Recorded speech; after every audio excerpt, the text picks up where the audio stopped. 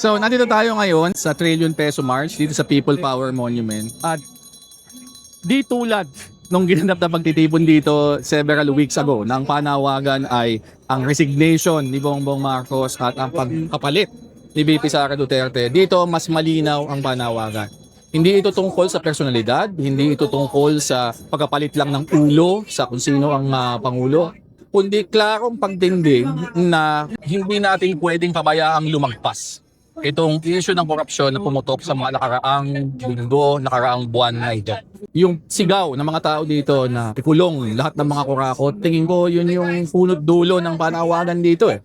There has to be accountability, there has to be an exposition ng buong kwento dito, at kung sino mang pangalan ang masasangkot, makakahanapan ng ebidensya na merong kinalaman sa pandakumbong na ito. Kasi yung pagnanakaw parang medyo masyado ng manipis eh, na description eh. Pandarambong dito sa Kabanang Bayan, kailangang suhan, kailangang ilitisin, kailangang i-convict, kailangang maparusahan.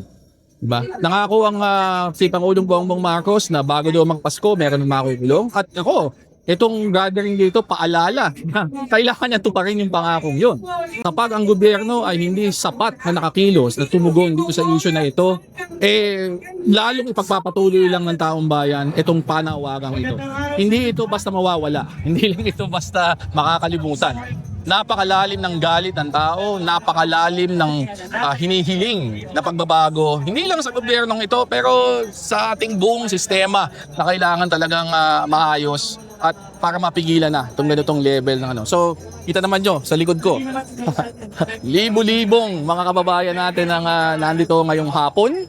At makakaasa tayo na sa darating na mga araw, libo-libo, hindi lang, daang libo, milyong mga Pilipino ang patuloy na magbabantay sa bawat galaw ng gobyerno natin at maghihintay kung ano ba ang talaga magiging punot dulo nito. At kung ang dulo na yun ay hindi hustisya, hindi pananagutan doon sa mga kailangang managot, patuloy tayong kikilos para i-demand yon sa ating mga leader. Okay?